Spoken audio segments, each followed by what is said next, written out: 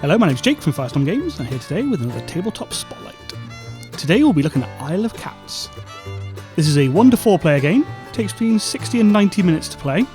It is a card drafting and grid coverage game. It's got a puzzle aspect to it, really, for the grid coverage. Overall, it's most points wins. There's lots of different ways to score and lose points in this game. There's lots of different strategies available. Principally, you'll be trying to draft cards to give you resources and an advantage during the second phase of the game, which is rescuing cats. You want to group different species or families of cats together, you can tell based on the colours, into groups. You want to cover the boat as much as you can. You get individual rooms, which have also got symbols on them, so that you can easily track which spaces are part of which rooms. At the end of the game, you will lose points for every room you haven't completely filled, but they don't all have to have the same family of cat in. And the cats can chill and lie out in the corridors, out on the deck. They can spread over the entire ship if you want them to.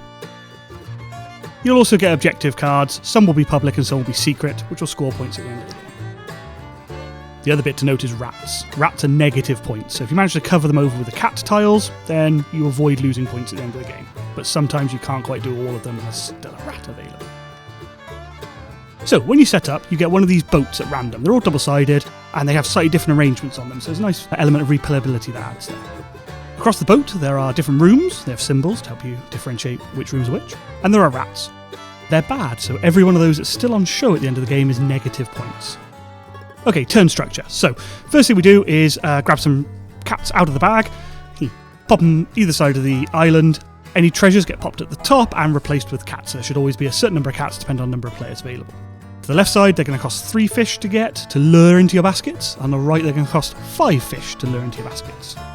We then deal cards out to each player from the deck. We then do a little draft, so if you've done Magic the Gathering or Seven Wonders or things like that, you'll be familiar with the draft idea, but take a card from the available options, then pass the unselected cards to your left or to your right, pick up your new pile that's been handed to you, pick one, pass it on, pick one, pass it on, until there are no cards left. Interesting aspect for this game, which I really like. All the cards have a cost, top left, so you can draft them for free. They come to your available pool. Then you must pay the cost of every card you wish to keep in fish. If you want to keep these cards to actually use them later in the game, they cost, and they'll give you an idea when you're first starting to play how powerful the card is. The higher the cost there, you would expect it's probably a little bit better, and I really like that for new players to get them into it. If you have public or private lessons, they go down in front of you. So public lessons go face up, and they are bonus victory points at the end of the game for satisfying certain criteria, and everybody can do them. Private lessons are for yourself only. They're kept face down. They're secret objectives you're working towards, and they're really useful to be able to focus what you're choosing to do and what your play strategy is for extra points. Other types of cards you can get, there are treasure cards, which are yellow. There are these anytime cards. They can be really powerful late game. You can set up, so there's ones that give you extra resources depending on what else you've been drafting. These green cards, these are at the core of actually luring the cats into your basket so you can get them onto the boat and rescue them off to safety. So there's 2 icons on each of the green cards. There's speed and there's baskets. Sometimes they come with a whole basket that's ready to use, sometimes a broken basket, but you can combine 2 broken baskets into a fully functional one so you can rescue a cat. When it comes to your turn to pick, you use one of your baskets, so if it's from these cards, you discard the cards and you're done, or if it's your permanent basket you begin the game with, you turn it face down, it refreshes every turn. You then pay the fish, 3 on this side, 5 on that side, to lure the cat, goes in your basket, at which point you can then add it to your boat. First cat can go absolutely anywhere, every cat afterwards has to touch an already placed tile, so you can spread right the way across the boat. Sometimes you will want to cover up more rats or to give you more placement options. Sometimes you want to bunch all of your cats up to try and make sure you've covered all of the spaces. At the end of the game, every room you haven't fully covered is minus 5 victory points. So you've got that bit to debate. Is it better to spread here, cover the rats? Is it better to give me more room, or is it better to condense like this? The size of every family scores you points, so the bigger the group of connected coloured cats, the more points they're worth. A note on these white ones, these are Oshak's cats. They're beautiful, the art style is amazing, we'll come to that in a moment. They're wild, so when you buy them with cards, they cost 5 fish.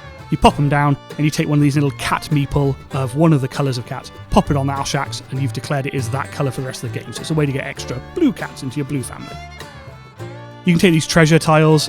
They're very useful. Look at the little ones. They fit just in a gap. They can help cover up rats. They can help finish off rooms. They're fantastic. They disappear very quickly. Okay, after 5 turns, you tot up your points. So negatives for rats and unfinished rooms, positives for your family sizes, positives for public objectives, and private objectives. There's loads of private objectives. There's loads of different ways to go with this. Some of them even go off the number of rats. So there are ways to turn a negative into a positive. There are ones to do with having the biggest of a red family of cats. There's ones to do with lots of cats touching the edge of your boat. There's loads of different options here, and I found the replayability comes from that. What I see dictates a lot of what the strategy I will decide to employ goes forward with, and it's kind of a nice circular dichotomancy. Alternate modes. There's a solo mode in this, so you can play on your own, you can, and that's a fully fleshed out version on its own. There's also a family mode, and that has gone down absolute hit with friends of ours that have got younger kids. The game itself, normally, brilliant, love it as a gamer. The lighter family mode is much more to do with just getting the cats and can you Tetris them in, can you tessellate them into the boat well, and yeah, can't rate that one highly enough. If you've got younger ones, have a look at that mode. Okay, so what do I love this game? Because I really do. I bought it because my wife has cats, or we have cats, we love cats.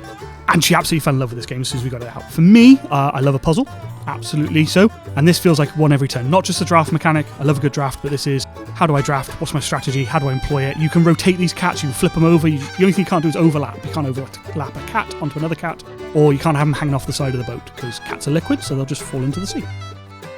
The art style, truly unique, beautiful cats. They've got a nice mix of genuine cats and then the mythological side of things. You've got cats with antler horns and aspects here. Leopard cats are beautiful. I understand a leopard actually exists. Check out the artwork, you'll see what I mean. There is deep strategy here, and it's been paired very well with a theme and an art style that is very accessible. When you first play this game, instructions on how to play are very quick. I can explain to you very simply how we will play, a little bit like Ticket to Ride. But the depth is greater than a lot of the modern classics. There's more to it than that. The people who have made it seem to have absolutely knocked it out of the park for me. And if you are a cat lover, it does come with a little cat target in the middle of the box lid. There are photos all over Board Game Geek of people who have put the box lid on the floor as instructed, and their cat loyally comes and sits in the box. It's in stock now at firestormgames.co.uk. Links are in the description below.